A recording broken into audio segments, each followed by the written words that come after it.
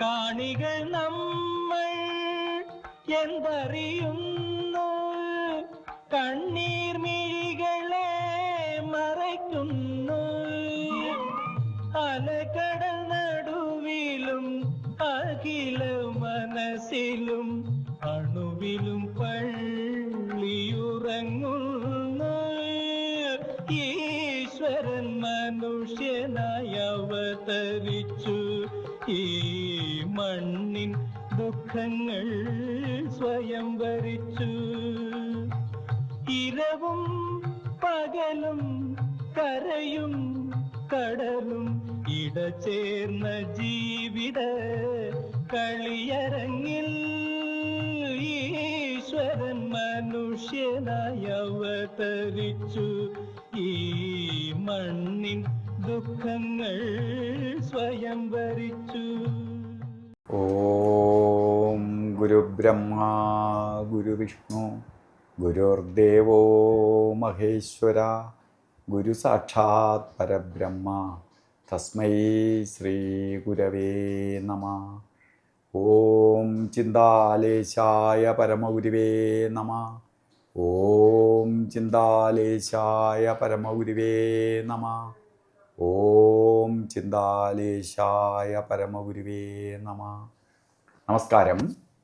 ചിന്താലയ ഗുരു visual മീഡിയയുടെ പുതിയ ഒരു എപ്പിസോഡിലേക്ക് എല്ലാ മാന്യ പ്രേക്ഷകർക്കും സുസ്വാഗതം. ഭഗവാൻ ചിന്താലേശൻ്റെ മഹാ അത്ഭുത കഥകളും അനുഭവ കഥകളും ഓരോ ഭക്തരിൽ നിന്നും നമ്മൾ കേൾക്കുമ്പോൾ ഉണ്ടാകുന്ന അനുഭൂതി വളരെ വലുതാണ്. മാത്രമല്ല, ഭഗവാന്റെ ഭക്തരെ മറ്റാൾക്കാർക്ക് കൂടി പരിചയപ്പെടുത്തുകയും കൂടിയാണ് ഈ ചാനലിലൂടെ ചെയ്തു വരുന്നത്. ഇന്ന് നമുക്ക് അതിഥിയായി വന്നിരിക്കുന്നത് ശൈലജ.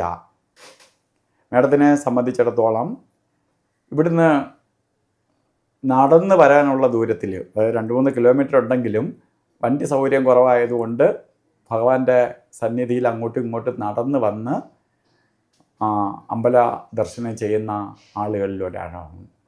മാത്രമല്ല, വളരെ ചെറുപ്രായത്തിലെ തൊട്ട്, എനിക്ക് തോന്നുന്നു 7-8 വയസ്സ് തൊട്ട് ഭഗവാന്റെ സന്നിധിയിൽ വരികയും ഇവിടെ അന്ന് ഞാനും കൊച്ചു പ്രായത്തിൽ ഇവിടെ വരുന്ന സമയത്ത് കുറേ ആൾക്കാർ, ഒരു ഗ്രൂപ്പ് ആൾക്കാരുണ്ട്, അതായത് ഒരു ഗ്രൂപ്പിൽ പെട്ട കുറേ പിള്ളേരെ സെറ്റുകളുണ്ട്.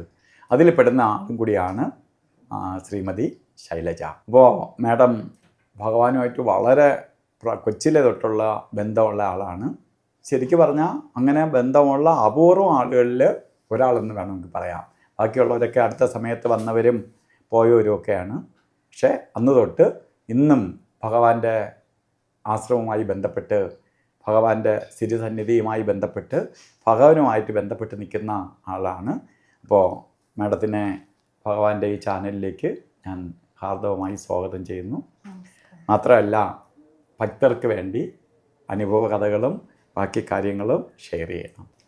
ഓം ഗുരുബ്രഹ്മ ഗുരുർവിഷ്ണു ഗുരുദേവോ മഹേശ്വര ഗുരു സാക്ഷാൽ പരബ്രഹ്മ തസ്മൈ ശ്രീ ഗുരുവേ നമഃ. ഓം ചിന്താലേശായ പരമഗുരുവേ നമഃ.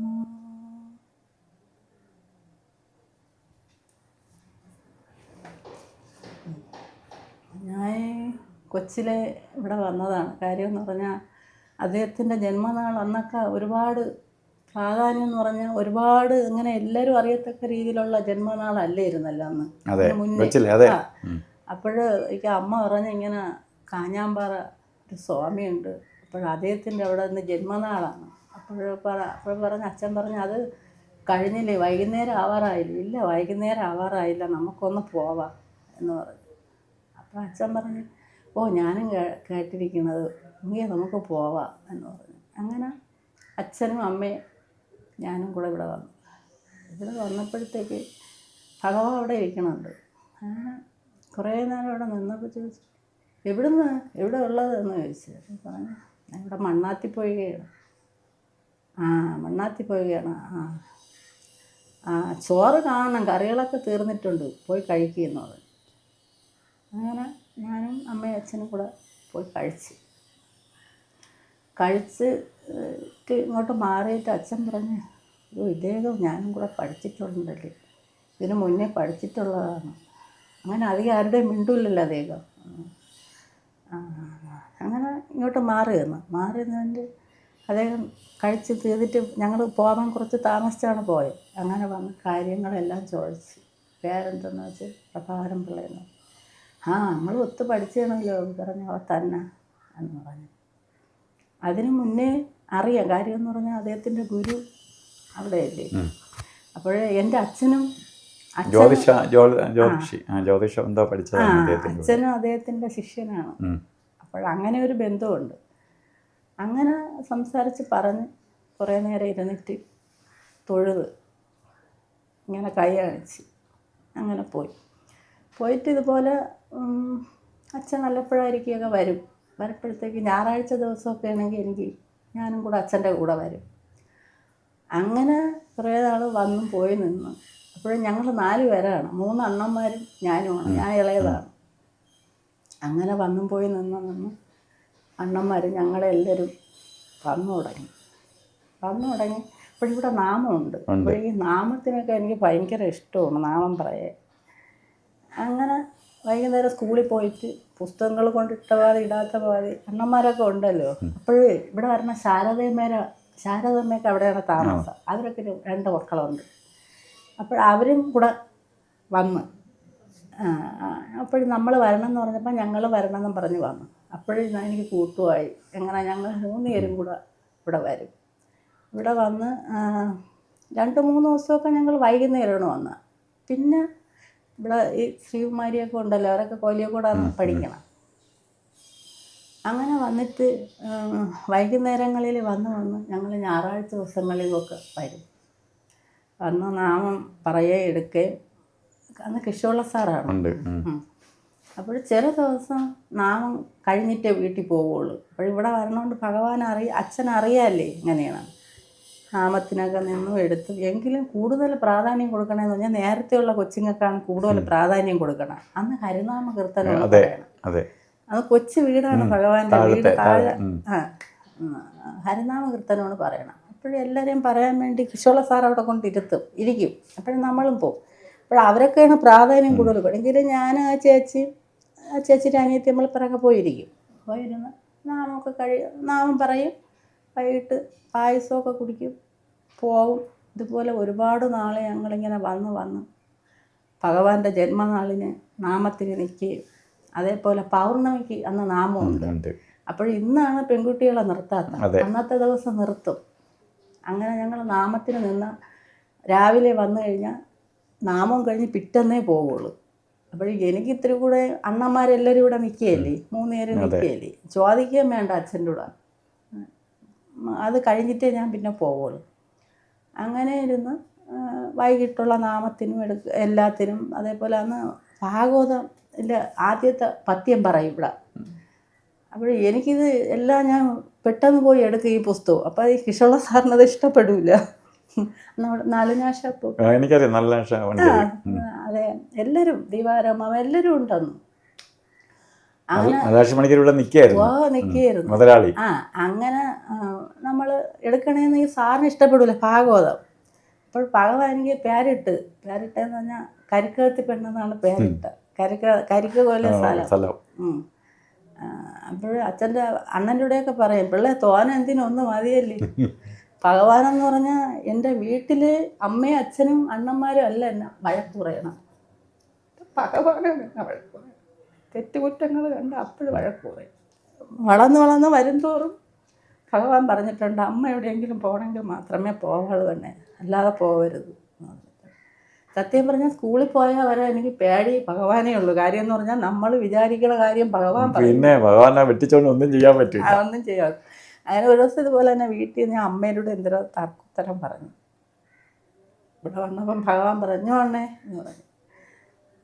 അമ്മയോട് എന്തെന്നാണേ പറഞ്ഞത്, അമ്മ അച്ഛൻ സഹോദരന്മാർ എന്തെങ്കിലും പറഞ്ഞു കഴിഞ്ഞാൽ നമ്മൾ അതിന് മറുപടി പറയാൻ നിൽക്കരുത്. അങ്ങനെ നല്ല സ്വഭാവത്തിൽ വളരണം എന്ന് പറഞ്ഞാൽ എൻ്റെ അച്ഛൻ പോലെ എന്നെ ഉപദേശിച്ചു എന്ന് പറഞ്ഞാൽ നമ്മളെ ഭഗവാൻ എൻ്റെ അച്ഛനാണ്, അത് ഈശ്വരനാണ്, അമ്മയാണ്, ആരെന്ന് വെച്ചാൽ നമുക്ക് പറയാറില്ല. ലാളന അതെ. ഒരു എന്ന് പറഞ്ഞാൽ ഭഗവാൻ നമ്മളെ ഇതുപോലെ അച്ഛൻ പോലെ തന്നെ കുറ്റം കണ്ട വഴക്ക് പറഞ്ഞിട്ടില്ല. ഭഗവാൻ വഴക്ക് പറയും, എന്നിട്ട് പറയും വഴിയേറ്റി പോകല്ലേ എണ്ണേ എന്ന് പലപ്പോഴും പറഞ്ഞിട്ടുണ്ട്. അങ്ങനെ നിന്ന് വളർന്നതാണ്. അങ്ങനെ സ്കൂളിൽ പോകും. സ്കൂളിൽ പോയ ഇവിടെ വയ്ക്കപ്പോഴേ പറയും ഓടാനും കൊടുക്കാനൊന്നും പോകല്ല, അടങ്ങി ഒതുങ്ങി പഠിക്കണം, വീട്ടിൽ വരണം. എന്നിട്ട് കുറുക്ക് വഴിയെ കാണാൻ പോയിട്ടുണ്ടാവണേ സ്കൂളിൽ പോണത് ഇല്ല, നേരായ വഴിയെ പോകണം. ഭഗവാൻ ആ കുറുക്ക് വഴി സ്കൂളിൽ പോണ കാര്യമല്ല ഭഗവാൻ മനസ്സിലായി. അങ്ങനെ വളർത്തിയെടുത്തതാണ്. വളർത്തിയെടുത്തതെന്ന് പറഞ്ഞാൽ എൻ്റെയും എൻ്റെ 3 അണ്ണന്മാരെ ശരീരവും രക്തവും എല്ലാം ഭഗവാന്റെ അന്നമാണ്. ഈ ശരീരവും എല്ലാം അങ്ങനെ. അപ്പോഴിവിടെ അഖണ്ഡനാമം ഭഗവാന്റെ ജന്മനാളിന് നമ്മൾ അന്ന് പിന്നെ നമുക്ക് ഉത്സവമില്ലേ, ഭഗവാന്റെ ജന്മനാളെന്ന് പറഞ്ഞാൽ ഉത്സവമാണ്. അങ്ങനെ ഇവിടെ നിന്ന് അപ്പോൾ തമ്പുരും കൊണ്ട് കറങ്ങാൻ ഒരേ ഗ്രൂപ്പായിട്ട് തിരിച്ച് എല്ലാത്തിനും നമ്മൾ സർവ്വതിനും നമ്മൾ ഭഗവാന്റെ അടുത്ത് അങ്ങനെ നിന്ന് അഖണ്ഡനാമത്തിൽ നിന്നിട്ടുണ്ട്. അതിന് പുറമേന്ന് പറഞ്ഞാൽ രാവിലെ ചില ദിവസം വരുമ്പം ഭഗവാനാണ് അന്ന് ഈ ഗണപതി കുളിപ്പിക്കണത്. അന്ന് തോപ്പിൽ നിന്നാണ് വെള്ളം കോരണം. വെള്ളമില്ല, ചെറിയ കുളങ്ങളിൽ പോയി ഞങ്ങൾ വെള്ളം കൊണ്ടുവരും. വെള്ളം കൊണ്ടുവന്ന് ഭഗവാൻ കഴുകും. കഴുകിയിട്ട് അതിൽ എരിയണ എണ്ണ, കെടാവിളക്കിൻ്റെ എണ്ണ കുപ്പി എടുത്തോണ്ട് വരുമ്പോൾ തരാമെന്നും പറഞ്ഞ് ഭഗവാൻ തരും. അത് എണ്ണ നല്ലതാണ് തലയിൽ തേക്കാൻ. അത് നല്ലതാണെന്നും പറഞ്ഞ് ഭഗവാൻ നമുക്ക് തരും. അങ്ങനെ അത് വാങ്ങിച്ച് ഞങ്ങൾ ചോറൊക്കെ തിന്നതിന് ശേഷം പോയിട്ട് പോവണേന് മുമ്പേ ഭഗവാനെ തൊഴുകും. ചോറൊക്കെ തിന്നിട്ട് എന്നിട്ട് പോണ അന്നേ ഇവിടെ ഇങ്ങനെ ഒരു കൈയാണ് പോയത്. അത് എന്നിട്ട് പോയിട്ട് പിറ്റേന്ന് വരപ്പോഴത്തേനും അപ്പോഴും ഇവിടുന്ന് പോയപ്പോഴേ പറഞ്ഞു വിടും ഓടരുത് നടന്നു പോകണം, അല്ലാതെ ഓടരുത്. അത് നമ്മൾ ഒരു പക്ഷേ ഇവിടുന്ന് പോയപ്പോൾ ഓടിക്കഴിഞ്ഞാൽ ഇന്ന സ്ഥലത്ത് വെച്ച് നീ ഓടിയില്ലേ ഒന്ന് ഇനി മേലല്ലാതെ ആവർത്തിക്കരുത് എന്ന് പറയും. അങ്ങനെ പഠിക്കാനൊക്കെ പോയിട്ട് പുസ്തകം കൊണ്ട് എറിഞ്ഞ പാതി എറിയാത്ത പാതി ഓടി ഇവിടെ വരും. ഇവിടെ വന്നിട്ട് നാമത്തിന് കയറുമ്പോൾ ഞാൻ പറഞ്ഞില്ല കൃഷ്ണപിള്ള സാർ പുസ്തകം കൊടുക്കണത് ഇഷ്ടമല്ല. എങ്കിലും ഞാൻ പിന്നെ പറയും കരകൽ വിവാഹമാണ് ആദ്യം പറയണത്. അതൊക്കെ കഴിഞ്ഞ് ദീപാരാധനയൊക്കെ കഴിഞ്ഞ് പോയിട്ട് ഒരു ദിവസം ഇതുപോലെ തന്നെ ഞങ്ങൾ എല്ലാവരും കൂടെ അവിടെ ഇരുന്നപ്പം രാവിലെ വന്നപ്പോൾ ഞങ്ങളെയും വിളിച്ചുകൊണ്ട് ഭഗവാൻ ചിന്താലയത്തിനകത്ത് പോയിട്ട് ഒരുപാട് കഥകൾ നമുക്ക് പറഞ്ഞു തരും. പറഞ്ഞു തന്നിട്ട് പറയും ഇന്ന ആളാണ് ഇതിൽ ഒരുപാട് ശ്രദ്ധിച്ചിരിക്കുന്നത്. ഭഗവാൻ പറയും ഇന്ന ആളാണ് ശ്രദ്ധിച്ചിരിക്കുന്നത് എന്ന് പറയും.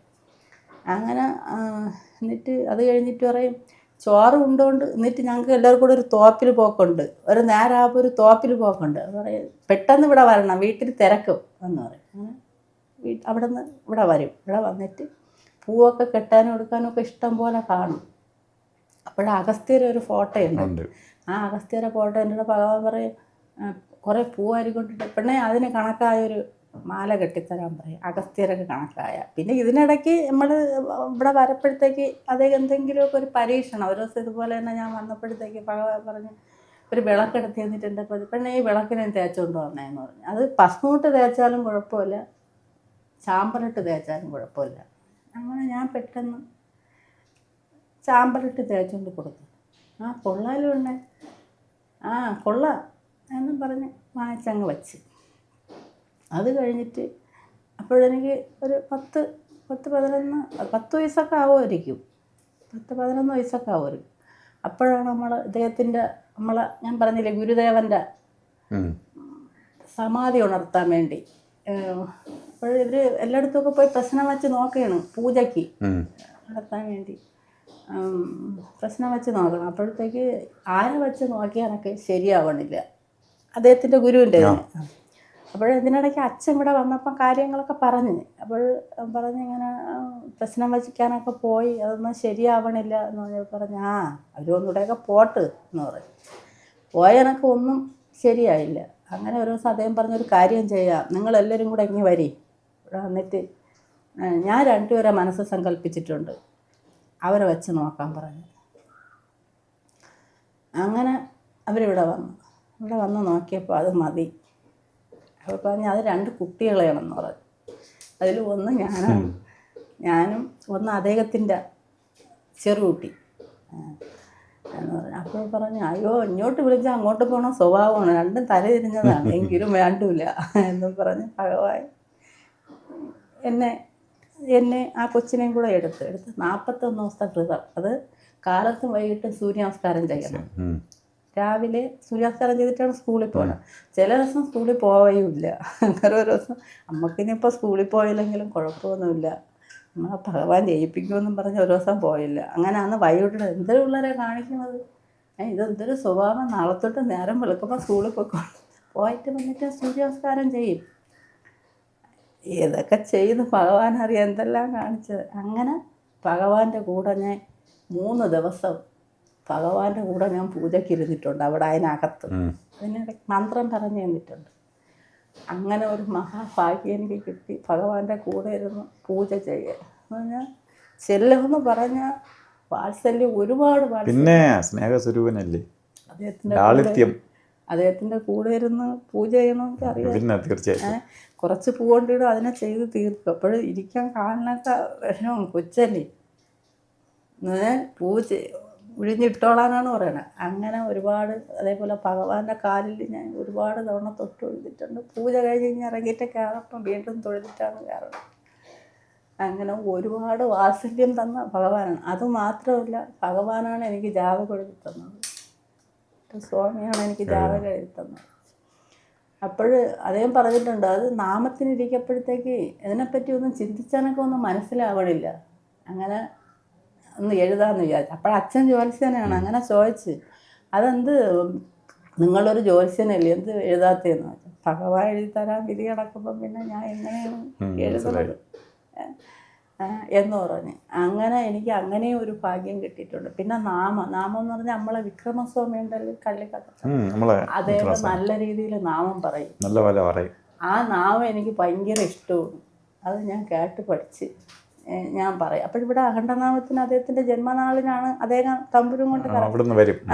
അപ്പോൾ ഞാൻ ശ്രദ്ധിച്ചിരുന്നിട്ട് എണീച്ച് വരപ്പോഴത്തേക്ക് അദ്ദേഹത്തിൻ്റെ അടുത്ത് വന്നിട്ട് നമുക്ക് വെള്ളം എന്തെങ്കിലും കയ്യിലുള്ള തരുമല്ലോ. അങ്ങനെ കഴിച്ചിട്ട് എൻ്റെ പെണ്ണെ ഇന്നത്തെ ദിവസം നല്ല ദിവസമാണ്, എത്രത്തോളം നാമം പറയാൻ ഒക്കൂ അത്രത്തോളം പറഞ്ഞോളണമെന്ന് പറയും.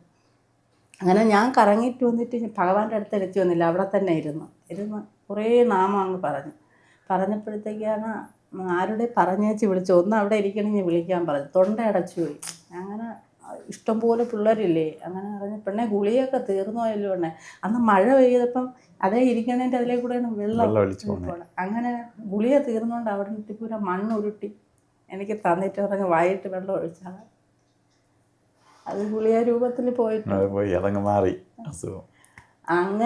അങ്ങനത്തെ അനുഭവം അത് ഒരുപാട്. പിന്നെ എന്ന് പറഞ്ഞാൽ ഭഗവാൻ നമ്മൾ നാമം, സന്ധ്യയ്ക്കുള്ള നാമത്തിന് അതിന് അദ്ദേഹം പ്രാധാന്യമാണ് കൊടുക്കണം. കാര്യം എന്ന് പറഞ്ഞാൽ നമ്മളെ പ്രഭാരണ്ണൻ്റെ സഹോദരിയുടെ കല്യാണത്തിന് നമ്മളെല്ലാവരും പോകാമായിരുന്നപ്പോൾ അപ്പോൾ ഞാനും പോകാൻ വേണ്ടിയിരുന്നു. അപ്പോൾ പെണ്ണെ പാണാവള്ളി, എനിക്ക് പാണാവള്ളി എന്നും പേര് ഇട്ടിട്ടുണ്ട്, പാണാവള്ളി എന്നുണ്ട് പേര്. പാണാവള്ളി നീ പോകേണ്ട വന്നാൽ ഇനിയിപ്പം നാമത്തിന് ആരുമില്ല എന്ന് പറഞ്ഞു. അങ്ങനെ അത് നാമം അങ്ങനെയും ഭഗവാൻ എന്നെങ്കിൽ അതിലെ പ്രാധാന്യം തന്നു. അതേപോലെ വേറെ എന്ന് പറഞ്ഞാൽ ശിവരാത്രിക്ക് നമ്മൾ ഉറക്കൊഴിയപ്പം പറഞ്ഞാൽ ഭഗവാൻ നമ്മളെ കൂടെ നിൽക്കും. കാര്യം എന്ന് പറഞ്ഞാൽ നമ്മൾ ഉറങ്ങാതിരിക്കുക, ഭഗവാൻ എങ്ങനെയെങ്കിലും മോശം ഭഗവാൻ തരട്ടെന്നും പറഞ്ഞ് കൂടെ നിൽക്കും. അപ്പോൾ ഇരിക്കുമ്പോഴത്തേക്ക് നൂന്നിരിവണ്ണയെന്ന് പറയും. അങ്ങനെ ഇരുന്നിട്ട് പറഞ്ഞ് അത് ഇന്ന് ഉറക്കൊഴിയണവർക്ക്, നല്ല രീതിയിൽ ഉറക്കൊഴിയണവർക്ക് ഞാൻ ഒരു സമ്മാനം തരും എന്ന് പറഞ്ഞു. അങ്ങനെ എല്ലാവരുമൊക്കെ ഇരുന്ന് ഉറക്കൊഴിയാൻ വേണ്ടി ഇരുന്ന് അപ്പോൾ ഞാൻ ഇത്തിരി പുരമൊക്കെ തൂക്കി തട്ടി. എങ്കിലും ഞാൻ മനസ്സുകൊണ്ട് ഇനി ആർക്കാണോ എന്തോ ഭഗവാൻ സമ്മാനം കൊടുക്കണത്. അപ്പോഴെൻ്റെ കൂടെയുള്ള ഈ ശാരദമ്മേനെ മോളെ ജയചേച്ചി എന്ന് പറയുന്ന ചേച്ചി ഉണ്ടായിരുന്നു. അപ്പം ഞാൻ വിചാരിച്ചു അവരൊക്കെ ആർക്കെങ്കിലും ആയിരിക്കും. അവരൊക്കെ ഇങ്ങനെ പന്തലിൽ വന്ന് ഇരിക്കാൻ വരണം എന്ന് പറഞ്ഞു. അപ്പോഴും ഞാൻ ഒന്നും അറിഞ്ഞില്ലല്ലോ, ഉറങ്ങിയില്ലെന്നൊന്നും അറിഞ്ഞില്ല. അപ്പോൾ ഞാൻ വിചാരിച്ചു ഭഗവാൻ ഇനിയിപ്പോൾ ആർക്കാണോ എന്തോന്ന്. അങ്ങനെ നേരം വെളുത്തപ്പോൾ കാണാൻ ഭഗവാൻ എന്നെ വിളിക്കണത്, പെണ്ണെ പാടാവള്ളി ഇനി വാണേ, എന്നാ ഇനി വാ, നിനക്കാണ് സമ്മാനം എന്ന് പറഞ്ഞു ഒരു മുറി പഴം ഭഗവാൻ എനിക്ക് തന്നു. അതൊക്കെ നമ്മളെ ജീവിതത്തിൽ മറക്കാനല്ല. അങ്ങനെ അത് ജാതകം എഴുതി തന്നതിലുണ്ട്, ഈശ്വര ആരാധന കൊണ്ട് ആത്മജ്ഞാനം ലഭിച്ചിട്ടുണ്ടെന്ന് എനിക്ക് ഭഗവാൻ എഴുതി തന്നിട്ടുണ്ട്. അങ്ങനെയൊക്കെ തന്നതായിരിക്കും, അതങ്ങനെ. പിന്നെ ഭഗവാൻ ഗണപതി ഹോമം ചെയ്യുമല്ലോ നമുക്കിവിടെ. അപ്പോൾ ഗണപതി ഹോമം ചെയ്തുകൊണ്ടിരുന്നപ്പോൾ ഞാനും അമ്മയും എല്ലാവരും കൂടെ 4:30 മണിയായപ്പോൾ ഞങ്ങൾ എണീച്ച് വന്നപ്പം ഭഗവാൻ ഗണപതി ഹോമം ചെയ്തുകൊണ്ടിരിക്കുകയാണ്. അപ്പോൾ അമ്മ ഇങ്ങനെ ഇറങ്ങിയപ്പോൾ അമ്മയുടെ കാലൊന്ന് ചെരിഞ്ഞപ്പോൾ അമ്മയ്ക്ക് കാലുടക്കിയതുപോലെ തോന്നി. ഭഗവാൻ അവിടെ ഗണപതി ഹോമം ചെയ്തുകൊണ്ടിരിക്കുകയാണ്. അപ്പോൾ നേരം വെളുത്ത് ഭഗവാൻ ഗണപതി ഹോമം ചെയ്തിട്ട് ഞാൻ നടയിൽ വന്നു. അങ്ങനെ കുറേ കഴിഞ്ഞിട്ട് ഭഗവാൻ ചായ എന്തോ കുടിച്ചുകൊണ്ടിരുന്നപ്പോഴത്തേക്ക് പിന്നെ പാണമല്ലേ അമ്മയുടെ കാലെന്തോന്ന് ചെയ്തുകൊണ്ടേ ആരും പറഞ്ഞു കൊടുത്താലും കാലമ്മയ്ക്ക് നല്ല വേദന ഉണ്ടല്ലേ. പിള്ളേ അവിടെ ഇത്തിരി തൈലം ഇരിപ്പുണ്ട്. അപ്പോഴണ്ണൻ മുരളി എന്ന് പറയുന്ന എൻ്റെ സഹോദരനാണ്, അറിയാമല്ലോ. അത് എടുത്തോണ്ട് കൊടുക്കും പിള്ളേ. അമ്മയുടെ കാലൊന്ന് തിരിഞ്ഞ് അതെടുത്തോണ്ട് കൊടുക്കി എന്ന് പറഞ്ഞു. അങ്ങനെ ഞാനും അമ്മയും ആ നാട്ട പിടിച്ചാണ് നമ്മളങ്ങ് പോയത്. നമ്മളെ ഭഗവാന്റെ പണ്ടത്തെ വീട്. അങ്ങനെ പോയി 2-3 ദിവസം കഴിഞ്ഞപ്പോഴത്തേക്ക് അത് കുറഞ്ഞെങ്കിലും തൈലം കൊടുത്തു വിട്ടു. അതുപോലെ എല്ലാം നമ്മൾ വിചാരിക്കണം. ഒരു ദിവസം ഇതേപോലെ തന്നെ മൂത്ത എണ്ണ ഇവിടെ വന്നപ്പോൾ അമ്മ പറഞ്ഞ മക്കളെ ഒരു തീപ്പെട്ടി ഇവിടെ വാങ്ങിച്ചോണ്ട് പോയേ, തീപ്പെട്ടി ഇല്ലെന്ന് പറഞ്ഞു. ഓ അമ്മ നോക്കട്ടെ എന്ന് പറഞ്ഞു. ഇവിടെ നിന്ന് ഇറങ്ങിയപ്പോൾ നാരിമുള്ള തീപ്പെട്ടി ഇവിടെ ഇരിക്കും. അതുപോലെ ഒരുപാട് അനുഭവങ്ങളും പറഞ്ഞാൽ തീരൂല, അത്രയ്ക്കുള്ള അനുഭവങ്ങളുണ്ട്. അങ്ങനെ വേറെ ദിവസം ഇതുപോലെ തന്നെ ഞാനും ചേച്ചി ജയചേച്ചി എന്ന് പറയണ ഞങ്ങൾ അവിടെ നിന്ന് ഇങ്ങോട്ട് വന്നപ്പോഴത്തേനും ഇളയാൾ ചക്കക്കുരു സ്വഭാവമൊക്കെ ഉള്ള ചക്കക്കുരു എന്നാണ് അദ്ദേഹം വിളിക്കണത് ഇളയാളിനെ. അങ്ങനെ എന്തോരോ പറഞ്ഞിട്ട് ഇവിടെ വന്നു. പിന്നെ ചേച്ചി എന്തോന്ന് പറഞ്ഞോണ്ടേ അതുപോലെ ഒരുപാട് ഭഗവാൻ നമ്മളെ നേർവഴി കൂടെ തെറ്റിൽ ചെന്ന് പെടാതെ നേർവഴി കൂടെ പോകാൻ ഉള്ള വഴി ഭഗവാൻ കാട്ടുന്നത്. എൻ്റെ അച്ഛൻ എപ്പോഴും പറയും, എൻ്റെ മക്കളെ ഞാൻ എത്താനുള്ള സ്ഥാനത്തുകൊണ്ടൊന്ന് എത്തിച്ചുകൊണ്ട് എൻ്റെ മക്കൾ വഴി എത്തിയിരുന്നു. എൻ്റെ 3 അണ്ണന്മാർ എൻ്റെ ഇളയണ്ണനാണ് ഇതിന് മുന്നേ ആദ്യമായിട്ട് ഭഗവാന്റെ ജന്മനാളിനെ തുടങ്ങണത്. എൻ്റെ നാൾ പോയി തുടങ്ങണത്. അങ്ങനെ അണ്ണനൊക്കെ ഇപ്പം കോരാണി ഒരു ഇലഞ്ഞുകൂട്ടി അമ്പലത്തിലെ കാര്യസ്ഥനായിട്ട് പോവുകയാണ്. അപ്പോഴും ഞാൻ പറഞ്ഞിട്ടുണ്ട് ഇദ്ദേഹത്തിന് അവിടെ ഭഗവാന്റെ ജന്മനാളായി, അത് നമുക്ക് ഭഗവാൻ എല്ലാവർക്കും ചെയ്ത് എന്നില്ലേടി, ഇനിയിപ്പോൾ എന്തൊരു വേണം. ഞാൻ പറഞ്ഞെങ്കിലും അണ്ണൻ വരണം. നമ്മളത് ഓരോ സ്ഥലത്താക്കിയിരിക്കണം ഭഗവാൻ. അതുപോലെ നമ്മൾ എവിടെ പോയി തൊഴുതാലും മുമ്പേ ഭഗവാനെയാണ്. ദേവീക്ഷേത്രത്തിൽ പോയാലും എല്ലായിടത്ത് പോയാലും അങ്ങനെയാണ്, ഭഗവാനെയാണ് മുമ്പേ അണ്ണൻ പറയും ഞാൻ ഭഗവാനെയാണ് മുമ്പേ വിളിക്കുന്നത്. അപ്പം ഞാൻ പറഞ്ഞു അണ്ണ ഒരു ദിവസം വരപ്പോൾ പറഞ്ഞു വരാം, ഭഗവാൻ വിചാരിച്ചാലല്ലേ വരാപ്പുള്ളൂ. അങ്ങനെയുള്ള കാര്യം. പിന്നെയെന്ന് പറഞ്ഞാൽ എനിക്ക് കുറച്ച് കല്യാണമൊക്കെ കഴിഞ്ഞ് കുറച്ച് മാറി നിൽക്കേണ്ട അവസ്ഥയൊക്കെ വന്നു. ഹസ്ബൻഡ് മരിച്ചു, അങ്ങനെ ഒരു ടെൻഷനും കാര്യങ്ങളുമൊക്കെ ആയിപ്പോയി. അങ്ങനെ കുറച്ച് ദിവസം ഞാൻ ഇവിടുന്ന് മാറി നിന്നിട്ട് ഇപ്പം ഒരാളെ ഇവിടുന്ന് പറഞ്ഞു വിട്ടാലും അല്ലെങ്കിൽ സ്വമേധയാ മാറിപ്പോയാലും നമുക്ക് ഇവിടുത്തെ ചിട്ടകൾ ഒരിക്കലും മറക്കും. അത് പറ്റില്ല. ഒരാളെയും കൂടെ അങ്ങനെ ഇടപെടണമെന്ന്. അതേപോലെ അമ്പലത്തിൽ പോയാൽ എവിടെ പോയാലും ആ ഒരു ചിട്ടയും പിന്നെ ഭഗവാനെ നമുക്ക് മറക്കാക്കും.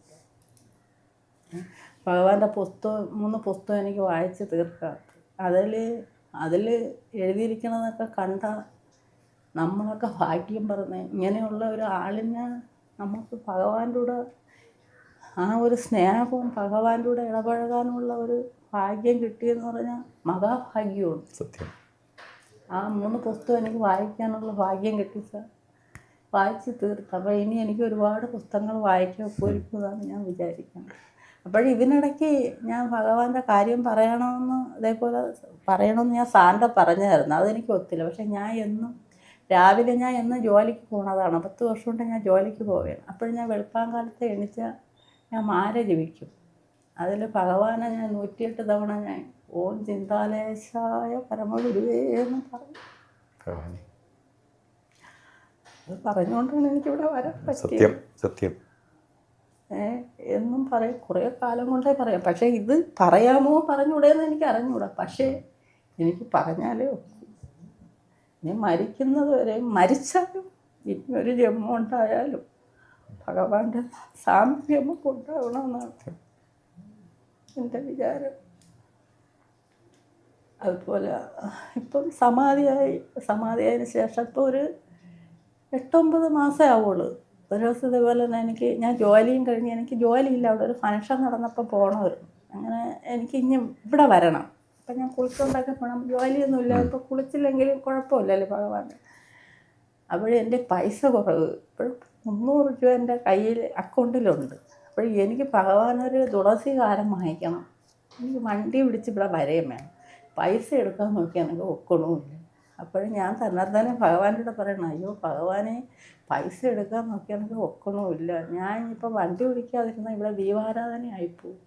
ഞാൻ എങ്ങനെയാണെന്ന് പറഞ്ഞുകൊണ്ട് അപ്പോൾ എൻ്റെ മനസ്സ് പറയണതാണ്, 300 രൂപ ഇട്ടാൽ വന്നില്ലെങ്കിൽ ഒരു കാര്യം ചെയ്യാം, 500 രൂപ ഇട്ടു നോക്കാം, 500 രൂപയ്ക്ക് അടിച്ചു നോക്കാം. സാർ ഞാൻ 500 രൂപ അടിച്ചപ്പോൾ കാണാം 500 രൂപ എൻ്റെ അക്കൗണ്ടിൽ 300 ഉള്ളൂ. പിന്നെ നോക്കിയപ്പോൾ കാണാം 300 അതിൽ തന്നെ കളിക്കണം, ഈ 500 എനിക്ക് തന്നു. ആലോചിച്ച് കഴിക്കണം, 7-8 മാസമേ ഉള്ളൂ. ഭഗവാൻ ചെയ്യും, ഭഗവാൻ ചെയ്യും. ഭഗവാൻ എപ്പോഴും നമ്മളെ കൂടെ ഉണ്ട്, എപ്പോഴും. അതുപോലെ എപ്പോഴും ഞാൻ മാതൃസമിതിയിലുണ്ട് ഞാൻ. അപ്പോൾ ഇതുപോലെ തന്നെ ഒരു ദിവസം ഇതേപോലെ തന്നെ ഞാൻ പെട്ടെന്ന് കുളിച്ചൊക്കെ റെഡിയായി ഇവിടെ വന്ന് വായിക്കണം. അപ്പോഴും വായിക്കാൻ വേണ്ടി കണ്ണാടി എടുക്കണം. കണ്ണാടി എടുത്ത് ഞാൻ പാൻസിൽ 2-3 തവണ നോക്കി, കണ്ണാടി തട്ടിയിട്ട് നോക്കി, കണ്ണാടി ഇല്ല. അങ്ങനെ ഞാൻ പെട്ടെന്ന് എന്തരെന്ന് അറിയാം, എന്തായാലും ഒന്നുകൂടെ നോക്കാൻ നോക്കിയപ്പോൾ കാണാം കണ്ണാടി അവിടെ ഇരിക്കുന്നു. അപ്പോൾ ഇതുപോലെ പരീക്ഷണങ്ങൾ ഭഗവാൻ ആലോചിച്ചിരിക്കുകയാണ്. ഇതുപോലെ പരീക്ഷണങ്ങൾ ഭഗവാൻ ഇപ്പോഴും കാണിച്ചു തരുന്നു. ഇനി ഒരു ജന്മം ഉണ്ടെങ്കിലും ഭഗവാന്റെ സാമീപ്യം ഉണ്ടാവണമെന്നാണ് ഞാൻ പ്രാർത്ഥിക്കുന്നത്. അതേപോലെ അങ്ങയ്ക്കും അങ്ങനെ തന്നെ ഒരുപാട് കാലം അങ്ങക്ക് ഇത് പറയാനും ഭഗവാന്റെ സാമീപ്യം അനുഭവിക്കാനും ഈശ്വരൻ സർവേശ്വരൻ അങ്ങയ്ക്ക് എല്ലാ അനുഗ്രഹങ്ങളും തരട്ടെ. വലിയവനാണ് ഭഗവാൻ, എല്ലാ അനുഗ്രഹവും അങ്ങയ്ക്ക് തന്നിരിക്കണം. അതുകൊണ്ട് മാത്രമേ ഇത് ഇങ്ങനെ ചെയ്യാൻ വെക്കണം. എനിക്ക് ഇങ്ങനെ ഒരു അവസരം തരാത്തല്ലേ ഭഗവാൻ.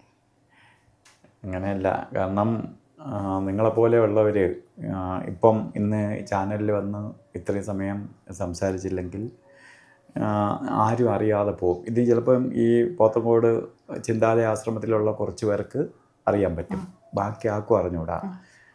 നമ്മൾ നാളെ ജയനാരായണജി കാണൂല, അല്ലെങ്കിൽ ശൈലജ മാഡം കാണൂല, പക്ഷേ ഈ ചാനൽ എന്നും കാണും. ഈ ചാനലിലുള്ളവർ എന്നും ജീവിക്കും, ഭഗവാന്റെ ഭക്തരായിട്ട് ഈ ചാനൽ. അപ്പോൾ അതിന് വേണ്ടിയിട്ടാണ് ഞാൻ ഈ ചാനൽ തുടങ്ങാനും ഭഗവാന്റെ ഭക്തരെ മറ്റാളുകളുടെ മുമ്പിൽ പരിചയപ്പെടുത്താനും. അപ്പോൾ എല്ലാവരും നമ്മളൊരു ചിന്താലയ കുടുംബത്തിലെ അംഗങ്ങൾ, നമ്മളെല്ലാം ഭഗവാൻ നമ്മളെ അച്ഛനെ പോലെ, നേരത്തെ പറഞ്ഞതുപോലെ അച്ഛനാണോ എനിക്കറിയില്ല. എന്നെ സംബന്ധിച്ചോളം ഞാൻ 4 വയസ്സ് തൊട്ട് സ്വാമിയുടെ കൂടെ കിടന്ന് വളർന്നതാണ്.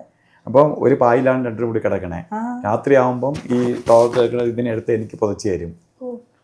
ഞാൻ ഇന്നലെയും ഞാൻ ആരോ ഒരു വേദി പറയണ്ടായി, എനിക്ക് 4 വയസ്സിൽ ഞാൻ ഞാനും ഭഗവാനുമായിട്ട് കിടന്നെടുത്ത് അവിടെ കിടന്ന് മുള്ളി 4 വയസ്സിൽ. അപ്പോൾ രാവിലെ എഴിച്ച് നോക്കിയപ്പോൾ അവിടെയൊക്കെ മൂത്രം. അപ്പോൾ ഭഗവാൻ രാവിലെ എഴിച്ചിട്ട് അവിടെ രാവിലെ കത്തിരാവാൻ ആൾ വരും പണിക്ക്. ഭഗവാൻ പെട്ടെന്ന് എഴിച്ചിട്ട് കുറച്ച് ചാണകം എടുത്ത് അവിടെയൊക്കെ, ചാണകം വഴിയ സ്ഥലമല്ല, അവിടെയൊക്കെ മെഴുകിയിട്ട് ഒരു ചാക്കെടുത്ത് മീതെ ഇട്ട്, എന്നിട്ട് അതിൻ്റെ മീതെ ഒരു ഓലയിട്ട് വെച്ച് ആളുകൾ വരുമ്പോൾ ഇരിക്കാം, മുടഞ്ഞ ഓല ഇട്ട്.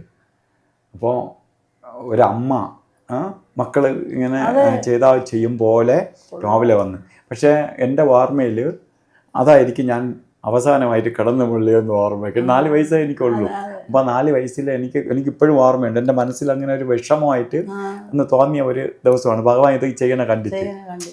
അപ്പോൾ പിന്നെ എത്രയോ ദിവസം കുളിപ്പിച്ചത്, എത്രയോ ദിവസം എടുത്തുകൊണ്ട് നടന്നത്, ഇവിടുന്ന് അപ്പുറത്തേക്ക് എടുത്ത് കൊണ്ടുപോകും, നെഞ്ച് ചേർത്ത് വെച്ചിട്ടുണ്ട്. അപ്പം എന്ത് ഞാൻ ചിലപ്പോൾ ചെയ്താലും, ഞാൻ എന്ത് ചെയ്താലും ഇതൊന്നിനും പകരമാവില്ല, ഒന്നിനും പകരമാവില്ല. അപ്പം ഞാൻ ചെയ്യണതെല്ലാം ചെറുതാണ്. ഇപ്പോൾ തന്നെ ഇപ്പം മാഡം വന്നിരിക്കുന്നു, എനിക്ക് പലപ്പോഴും വിഷമം തോന്നിയിട്ടുള്ള കാര്യമുണ്ട്.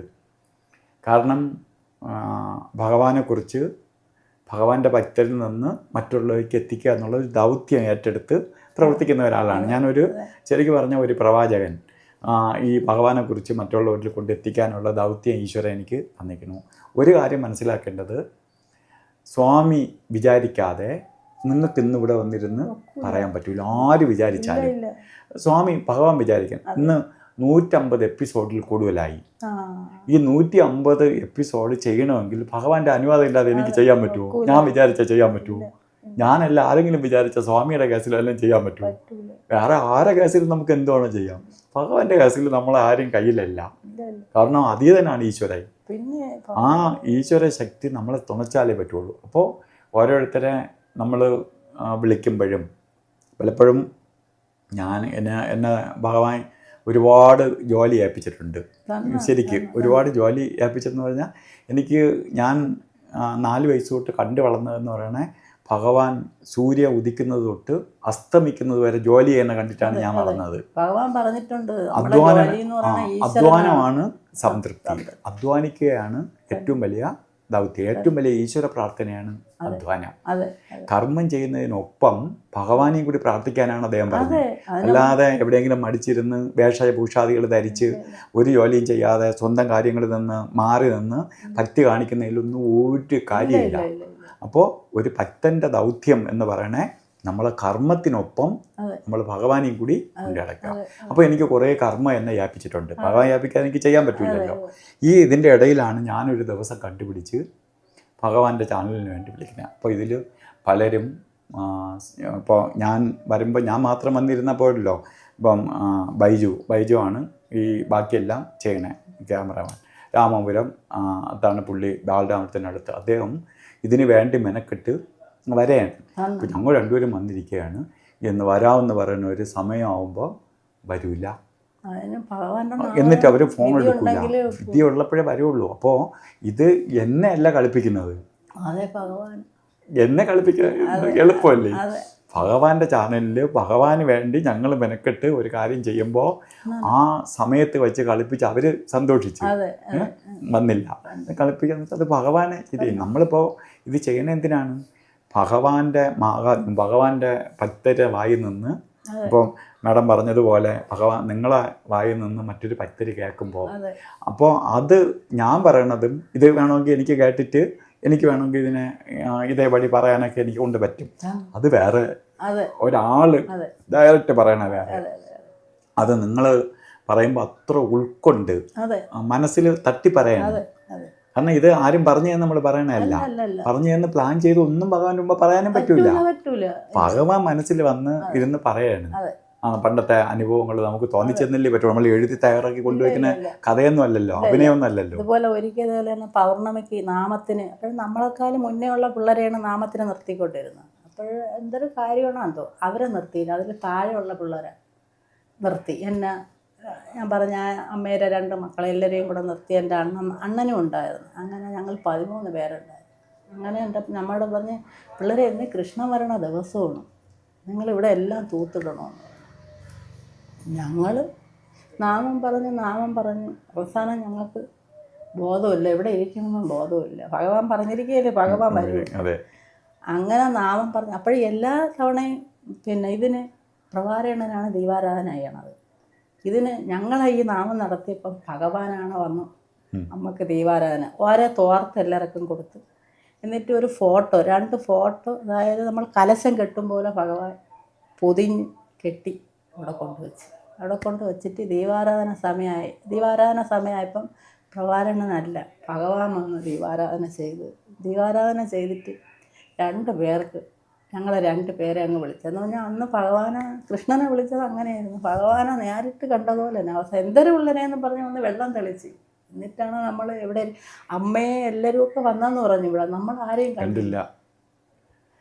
അങ്ങനെ നമുക്ക് ഓരോ ഫോട്ടോ ഒന്നും തന്നു. എനിക്ക് തന്നത് ശാരദാദേവിയുടെ ഫോട്ടോയാണ് തന്നത്. ഇപ്പോൾ ചേച്ചിക്ക് കൊടുത്ത കൃഷ്ണൻ്റെ ഫോട്ടോ. അങ്ങനെ ഒരു സമ്മാനം നമുക്ക് സമ്മാനം ഭഗവാൻ തന്നെ. അപ്പം എന്തെങ്കിലുമൊക്കെ കാര്യം കാണുമായിരിക്കും. പിന്നെ 100% എൻ്റെ ജീവിതത്തിൽ ഇപ്പോൾ എൻ്റെ ഹസ്ബൻഡ് ഇങ്ങനെ മരിച്ച് എന്ന് പറഞ്ഞാൽ അതുകൊണ്ടായിരിക്കും നമ്മൾ പിള്ളേരെല്ലാവരും കൂടെ പിന്നെ വഴിതെറ്റി പോകല്ലേ എന്നെ, പിന്നെ വഴിതെറ്റി പോകാൻ എപ്പോഴും പറയുമായിരുന്നു എന്നോട് ഭഗവാൻ. പക്ഷേ അങ്ങനെ ഒന്നും ഉണ്ടായില്ല. അതേപോലെ നാമം, നമ്മൾ നാമം ഭഗവാനെ വിളിക്കുന്നത് എപ്പോഴും പറയും ഭഗവാൻ സത്യമാണ് പറഞ്ഞ ഈശ്വരൻ.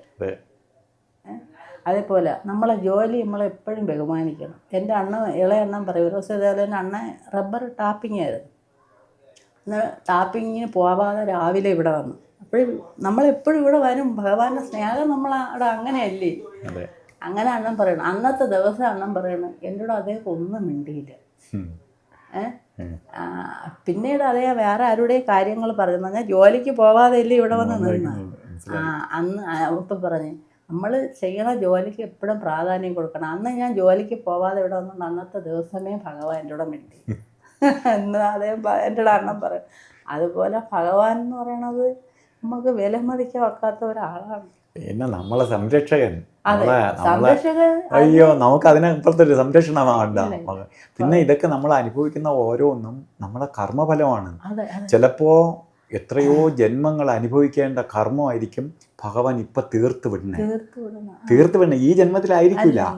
നമുക്ക് എല്ലാം നമ്മളെ കൊണ്ട് ചെയ്യിപ്പിച്ചിട്ട് നമുക്ക് ഈ കർമ്മം തരുന്നത് ഭഗവാൻ എന്ത് ചെയ്യുന്നു വെച്ചാൽ നമ്മളെ സ്നേഹിക്കുകയാണ്. നമുക്ക് അടുത്ത ജന്മങ്ങൾ കുറയ്ക്കണയാണ്. ഇത് നമ്മൾ മനസ്സിലാക്കൂല. നമ്മൾ വിചാരിക്കും അയ്യോ ഭഗവാന്റെ അടുത്ത് ഇത്രയും ഭഗവാൻ എടുത്ത് വളർത്തിയതാണ്, ഭഗവാൻ കൊണ്ടു നടന്ന ഏവനാരോ ദുഃഖം മനുഷ്യ ജന്മത്തിൽ എല്ലാവർക്കും വരും. നമ്മൾ ചെയ്ത ആത്മാവിൻ്റെ കൂടെ പിന്തുടരുന്ന ഭാവഫലമുണ്ട് നമ്മുടെ കൂടെ. ഇതേപോലെ സ്വാമിയുടെ അടുത്ത് വന്നിരുന്നില്ലെങ്കിൽ എന്തെങ്കിലുമൊക്കെ ആയി ഓരോരുത്തും ഗുണം പിടിക്കാതെ പോവേണ്ടവരാണ് നമ്മളൊക്കെ. പിന്നെ മോശം കിട്ടുന്ന അപ്പോൾ ആ ഭഗവാന്റെ അടുത്ത് വന്നാൽ നമുക്ക് മോശം എന്നല്ല, ജന്മം കുറയും. പിന്നെ ജന്മാന്തരങ്ങളായി ചെയ്ത പുണ്യം അതിന് ഒരു സംശയം വേണ്ട. സർവേശ്വരൻ ഈശ്വരൻ എന്ന് പറഞ്ഞാൽ എങ്ങോട്ട് പോകുമ്പോഴും, ഞാൻ ജോലിക്ക് പോകുമ്പോൾ നടന്നാണ് പോണത്. അപ്പോഴും വീട്ടിൽ നിന്ന് ഇറങ്ങപ്പോഴേ ഇതുപോലെ പറയും ചിന്താലേശായ പരമഗുരുവേ എന്ന് പറഞ്ഞുകൊണ്ടാണ് പോണത്. മിക്കവാറും പകുതി എത്തിയപ്പോൾ തന്നെ എനിക്ക് വണ്ടി കിട്ടും. അതല്ല ഒരു ദിവസം താമസിക്കുന്ന ഭഗവാനെ ഇന്ന് ഒരുപാട് താമസിച്ച് ഞാൻ എന്നത്തേലും നേരത്തെ അങ്ങെത്തും. ഭഗവാൻ നമ്മളെ കൂടെ എപ്പോഴും. അപ്പോഴും ഞാൻ പറയണേ ഇനി ഒരു ജന്മം ഉണ്ടെങ്കിലും ജന്മമല്ല, ഈ ആത്മാവിൻ്റെ കൂടെ ആ ഭഗവത് അംശം കൂടെ പിന്തുടരും. ആത്മാവിന് നാശമില്ലല്ലോ. ഇപ്പം ഈ ശരീരം വിട്ട് നമ്മൾ അടുത്തൊരു ശരീരം എടുത്താലും മനസ്സിലാക്കേണ്ടത്, ഇപ്പോൾ അടുത്തിൻ്റെ അച്ഛൻ ജ്യോതിഷ്യനാണ്, ഞാൻ കുറച്ച് ജ്യോതിഷം പഠിച്ചിട്ടുള്ള ആളാണ് എന്നുള്ള നിലയിൽ പറയാണ്. ഈ നമ്മളെ ആത്മാവിൻ്റെ കൂടെ നമ്മൾ ചെയ്ത നന്മ തിന്മകൾ പിന്തുടരും. നമ്മൾ കൊണ്ടുപോകണം, ഇത് മാത്രമേ ഉള്ളൂ. നമ്മൾ വിചാരിക്കും നമ്മളൊന്നും കൊണ്ടുപോകില്ലെന്ന്. നമ്മൾ കൊണ്ടുപോകും. എന്ത് കൊണ്ടുപോകും? പണവും പ്രതാപവും ഭാര്യയും മക്കളും അല്ലെങ്കിൽ ഭർത്താവും മക്കളും ചിതയോളം എത്തി തിരിച്ചു പോകും. പിന്നെ കൊണ്ടുപോകണത് നമ്മൾ ചെയ്ത നന്മ തിന്മകൾ നമ്മൾ കൊണ്ടുപോകും. നമ്മൾ ചെയ്ത നന്മ തിന്മകൾ നമ്മൾ കൊണ്ടുപോകും. അപ്പോൾ ആ നന്മകളാണ് ഭഗവാനിൽ നിന്ന് കിട്ടുന്ന ഓരോന്നും നമുക്ക് കിട്ടിയ പുണ്യങ്ങളാണ്. ഇത് നമ്മൾ എന്തായാലും കൊണ്ടുപോകും. അതിന് ഒരു സംശയം വേണ്ട. ഇതിനാർക്കും പിടിക്കാൻ പറ്റില്ല. ഇത് മാത്രം നമുക്ക് കൊണ്ടുപോയാൽ മതി. രാവിലെ വന്ന് ഭഗവാന്റെ അടുത്ത് വെച്ച് നമുക്ക് കാപ്പി തരും. അപ്പോഴും ഒരു ദിവസം തന്നെ കാപ്പി കുടിച്ചുകൊണ്ടിരുന്നപ്പം ഭഗവാനും കൊണ്ട് കൊടുത്ത് നമുക്കും തന്നു. ഭഗവാൻ കഴിച്ചുകൊണ്ടിരിക്കുകയാണ്. അപ്പോൾ ഗോതമ്പ് പുട്ടാണ്. അങ്ങനെ ഞാൻ എനിക്ക് കൊണ്ട് തന്നെ ഞാൻ കഴിച്ചുകൊണ്ടിരിക്കുകയാണ്. അപ്പോൾ ഭഗവാൻ ഇളക്കണം. അപ്പം ഞാൻ മനസ്സുകൊണ്ട് വിചാരിക്കുകയാണ് അതിൽ നിന്ന് കുറച്ച് എനിക്കൂടെ തന്നെങ്കിൽ ഭഗവാൻ എന്തൊരു എണ്ണേ ഇത് വേണോ? പിന്നെ അവിടെ കേൾക്കല്ലേ ഭഗവാന്റെ കൈ കൊണ്ട് ഇളക്കിയത് നമുക്ക് തന്നില്ലേ. അതേപോലെ എല്ലാം സർവ്വതും ഭഗവാനിൽ നിന്ന് കിട്ടിയ സ്നേഹം. ഇപ്പം വന്നവർക്ക് അവർക്ക് നമുക്കതിപ്പോൾ ഒരാളോട് പറയാക്കൂല. കാര്യം എന്ന് പറഞ്ഞാൽ നമ്മളാണ് എല്ലാം അവർ വിചാരിക്കും. അങ്ങനെയൊന്നും വിചാരിക്കുന്നില്ല. അതാ നമ്മളെ മനസ്സാണ് നമ്മൾ പറയണേ. അവരെന്ത് വിചാരിക്കുന്നു എന്നുള്ളത് നമ്മളെ വിഷയമല്ല. അതിനെക്കൊണ്ട് ഭഗവാൻ അങ്ങനെ ചിന്തിക്കാൻ വേണ്ട. ഒരുപാട് വാത്സല്യം ഭഗവാനിൽ നിന്ന് നമുക്ക് കിട്ടിയിട്ടുണ്ട്. ഭാഗ്യം ചെയ്ത ജന്മങ്ങളാണ്, അതിന് സംശയമൊന്നും അതേപോലെ വേണ്ട. ഒരു തിരി തന്നെ എടുക്കുമ്പോൾ അതിൻ്റെ കവർ പെട്ടെന്ന് നമുക്ക് തരും, അതെ. ഇട്ട് തരും. എനിക്ക് എൻ്റെ മോളിവിടെ ഉണ്ടായിരുന്നു. അപ്പം മോളിവിടെ ഇവിടെ വന്നപ്പോൾ ഭഗവാൻ ഇതിന് ജന്മനാളിൻ്റെ അന്ന് അങ്ങ് കയറി വരുമല്ലോ, പൂജയുടെ ഇതിനങ്ങ് കയറി ചിന്താല്. അപ്പോഴത്തേക്ക് കയ്യിൽ ഈ തിരിയിലെ സെൻറ്റിൻ്റെ കുപ്പി ഇരുന്ന്, അപ്പോഴേ മിക്കവാറും ഒക്കെ എനിക്ക് ഭഗവാൻ തരും. എല്ലാ ചില കൊച്ചുങ്ങൾക്ക് കൊടുക്കും. അങ്ങനെ ഞാൻ മനസ്സോടെ ഭഗവാനെ എനിക്ക് തന്നെങ്കിൽ ആ സെൻറ്റിൻ്റെ എൻ്റെ മോക്ക് കൊടുത്തിട്ട് പെട്ടെന്ന് അത് എന്നെ നോക്കിയെന്ന് പറഞ്ഞാൽ കൊച്ച് അവളല്ലേ. അപ്പോഴും ഞാൻ മനസ്സുകൊണ്ട് വിചാരിച്ചു, ഞാൻ വലുതായില്ലേ ഭഗവാൻ, ആ കൊച്ചുങ്ങൾക്കല്ലേ ഭഗവാൻ കൊടുക്കൂ, ഞാൻ വലുതായില്ലേ. അപ്പോഴും ഞാൻ മനസ്സുകൊണ്ട് വിചാരിച്ചു ഭഗവാൻ അങ്ങനെ എന്തെല്ലാം നമുക്ക് തന്നിരിക്കും. പൈസ, തുണി, നമ്മളെ അമ്മയുടെ ജന്മനാളിനൊക്കെ ഇവിടെ തുണി കൊണ്ടുവന്നു കഴിഞ്ഞാൽ സ്കൂളിൽ പോയിട്ടാണ് വരണത്. അപ്പോഴെനിക്ക് അന്ന് ഇവിടെ വരാത്തില്ല. അണ്ണൻ്റെ കൊടുത്തു വിട്ടു. അയ്യോ പിള്ളേർ സ്കൂളിൽ പോയിട്ട് വന്നിട്ട് പുസ്തകം ഇട്ട പാതി ഇടാത്ത പാതി ഉടനെ ഇതുകൊണ്ട് വന്ന് കൊടുക്കി. അതേപോലെ ഭഗവാൻ വച്ചിരുന്നു നമുക്കെല്ലാം. പിന്നെ തീർച്ചയായിട്ടും പിന്നെ നാമം നമ്മൾ എത്രത്തോളം പറയണം അത്രത്തോളം നല്ലതെന്നാണ് ഭഗവാൻ പറയുന്നത്. 100% മന്ത്രം അത്രയും 100% നമ്മളിലുള്ള മാലിന്യങ്ങൾ അത്രയും അകന്നു പോകും. അതെ, നമ്മൾ ശുദ്ധമായിക്കൊണ്ടേയിരിക്കും. ഭഗവാന്റെ അടുത്ത് അതേപോലെ നമ്മളവിടെ അദ്ദേഹത്തിൻ്റെ ഗുരുവിൻ്റെ അവിടെ, അപ്പോൾ അദ്ദേഹം എന്നോട് പറഞ്ഞിട്ടുണ്ട്, അവിടെ നിന്ന് ഇറങ്ങിയപ്പം പറഞ്ഞിട്ടുണ്ട്, പെണ്ണേ വിളക്കണഞ്ഞോ വല്ലേ ഉണ്ണേ, ഈ വിളക്കണഞ്ഞോ വല്ലേ ഉണ്ണേന്ന് പറഞ്ഞാൽ നമ്മളവിടെ കയറി പോകണം, തീർച്ചയായിട്ടും വായിക്കണം, എല്ലാം ചെയ്യണമെന്നാണ് ഭഗവാൻ പറഞ്ഞത്. അപ്പം ഞാൻ പറഞ്ഞില്ല, ഭഗവാന്റെ കൂടെ ഇരുന്ന് നമുക്ക് പൂജ ചെയ്യാത്തതൊക്കെ ഒരു മഹാഭാഗ്യം. 3 ദിവസം അദ്ദേഹം നെല്ലരി ആഹാരം അന്നത്തെ ദിവസം കഴിച്ചിട്ടില്ല. 3 ആ പെരേടത്തിൽ പച്ചലകളുണ്ട്. ഈ പച്ചല കഴിച്ചാണ് ഭഗവാൻ 3 ദിവസം അവിടെ നിന്നത്. അങ്ങനെ ഒരു മഹാഭാഗ്യം എനിക്ക് കിട്ടി.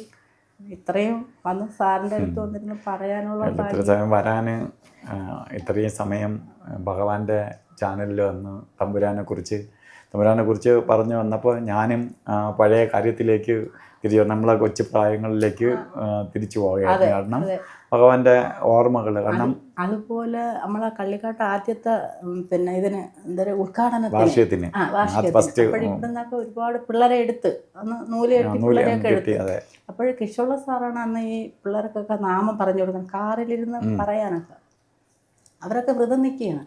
അപ്പോൾ ഞാനും എന്നെ എടുത്തില്ല കൊണ്ടുവരാൻ. അങ്ങനെ ഞാൻ എന്ത് ചെയ്തെന്ന് വെച്ചാൽ എന്നെ എടുത്തില്ലെങ്കിലും ഞാൻ നോക്കി. അപ്പോഴേ കിഷോള സാറ് ഈ പാട്ടെല്ലാം പറഞ്ഞു കൊടുക്കുകയാണ്.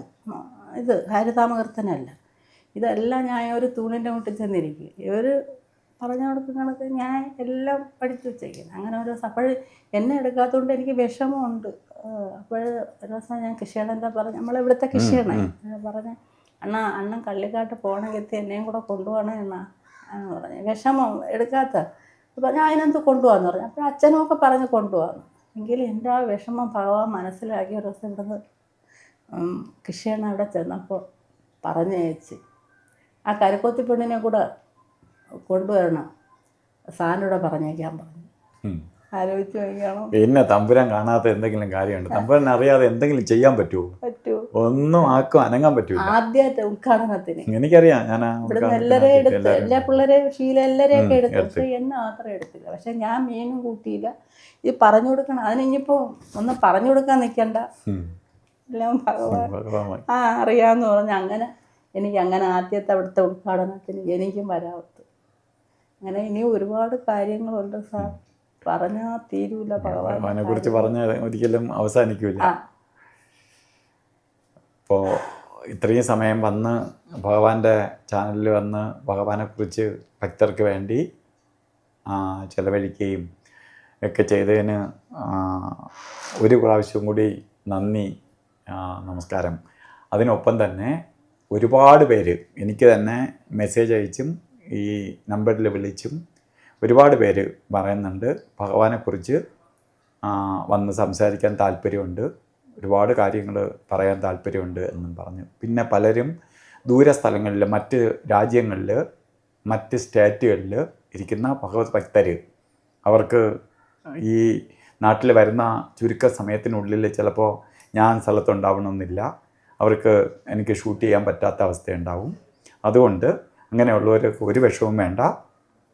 നിങ്ങൾ മൊബൈലിൽ ഷൂട്ട് ചെയ്ത് എനിക്ക് അയച്ചു തന്നാൽ മതി. നിങ്ങളെക്കുറിച്ച് ഭഗവാനെക്കുറിച്ച് പറയാനുള്ളത് അയച്ചു തന്നാൽ മതി. ഇല്ലെങ്കിൽ വോയിസ് ക്ലിപ്പായിട്ട് ആളിനെ ഷൂട്ട് ചെയ്യാൻ പറ്റിയില്ലെങ്കിൽ വോയിസ് ആയിട്ട് അയച്ചു തന്നാലും ഞാൻ ഭഗവാന്റെ ഭക്തർക്ക് അങ്ങനെയുള്ള വിഷമം നിങ്ങൾക്ക് വന്ന് നേരിൽ കണ്ട് അല്ലെങ്കിൽ ഷൂട്ട് ചെയ്യാൻ പറ്റാത്ത വിഷമം വേണ്ട, എനിക്ക് അയച്ചു തരിക. ഞാനതും ഭക്തർക്ക് വേണ്ടി ഷെയർ ചെയ്യാം. ഇല്ല അതെ ഇവിടെ ഉള്ളവർ പലർക്കും വരാനായിട്ട് താല്പര്യമുള്ളവർ ഇതിൽ നമ്പറുണ്ട്, ആ നമ്പറിൽ എന്നെ അറിയിക്കുക. ഞാൻ നിങ്ങളെ ബന്ധപ്പെടാം, ഷൂട്ട് ചെയ്യുന്ന ദിവസം നിങ്ങളെ അറിയിക്കാം. കാരണം നിങ്ങൾ ഭഗവാനെക്കുറിച്ച് പറയണം. കാരണം ഇത് ഭഗവാന്റെ ചാനലിലൂടെ നിങ്ങളെ പരിചയപ്പെടുത്തുക. നിങ്ങൾ അത്രയും ഭക്തരാണ്, പക്ഷേ എനിക്കും പലരെയും അറിഞ്ഞുകൂടാ. അപ്പോൾ ഭക്തരെ നമുക്ക് പരിചയപ്പെടുത്താൻ സാധിക്കാതെ വരും. അതുകൊണ്ട് എല്ലാ പേർക്കും നല്ലത് വരട്ടെ, സർവേശ്വരൻ്റെ അനുഗ്രഹത്താൽ നല്ലത് വരട്ടെ എന്ന് പ്രാർത്ഥിച്ചുകൊണ്ട് നിർത്തുന്നു. നന്ദി, നമസ്കാരം.